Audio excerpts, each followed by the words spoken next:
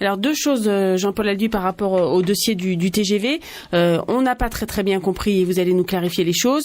On est d'accord, la ligne finalement entre Perpignan et Montpellier, en tout cas entre la partie Narbonne-Montpellier, elle sera bien mixte? Alors, hier, on avait deux questions. La traversée des Corbières et les gares. Sur les gares, ça s'est très vite passé parce que Béziers et Narbonne sont d'accord pour une gare à Béziers et une gare à Narbonne. Pour la traversée des Corbières, 3 options ont été présentées. L'une qui était, on traverse uniquement à 350 km/h avec des TGV, et là, on a très peu de tunnels. Où on veut que cette traversée soit mixte, et à cause de la pente, donc beaucoup plus faible pour faire passer les trains de marchandises, on est obligé d'avoir un tunnel sur toute la traversée des Corbières, et même avec le raccordement sur Toulouse et le raccordement vers la gare existante de Narbonne. Et ça coûte 1,2 milliard, 1,4 milliard supplémentaires. Devant une telle somme, surtout dans la période actuelle, on a cherché une alternative. L'alternative, c'est on reste uniquement voyageurs sur la traversée des Corbières, donc pas de train de marchandises pour traverser les Corbières. On relie Rivesaltes à la voie littorale, ça avait toujours été prévu.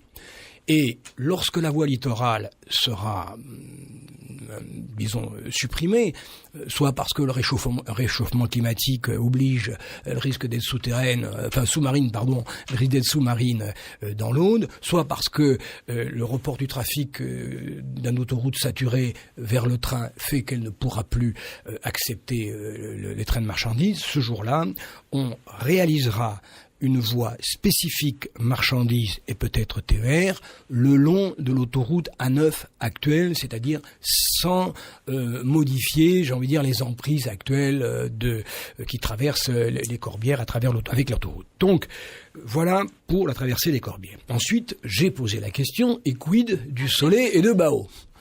Alors, d'abord, je tiens à le dire, on a toujours conçu la ligne mixte jusqu'à Rivesaltes, et c'est parce que elle est à plat.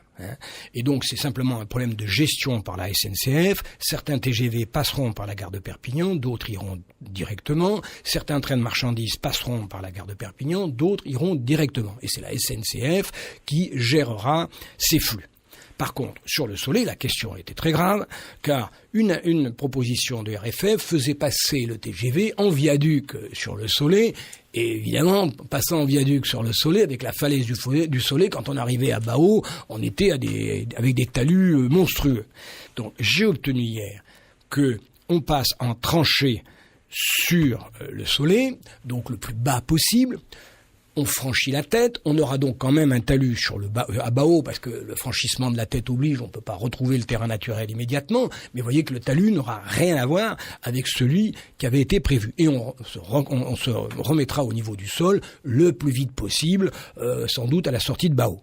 Voilà ce qui a été obtenu. De même, le tracé sera le tracé historique, celui du PIG, du projet d'intérêt général de 1995, et donc pas question de se rapprocher, comme il avait été question à un moment donné, des maisons de Baau. Donc on reste sur le tracé ancien, c'est d'ailleurs le plus éloigné possible des maisons. On reste sur un tracé en tranchée, c'est-à-dire le plus bas possible dans la traversée de Baau, seule petite modification, la réserve pour la halte de Rivesaltes ne doit pas être sur une zone de protection, je sais plus, c'est d'un oiseau, j'ai déjà oublié, d'un biotope particulier sur Rivesaltes, et donc on déplace un peu la ligne vers l'ouest, mais très peu, ce qui d'ailleurs va dans le bon sens parce que ça éloigne la ligne des populations de Rivesaltes et de Peyrostort sans se rapprocher d'Espira. Donc, si vous voulez, pour le tracé, on a la solution optimale.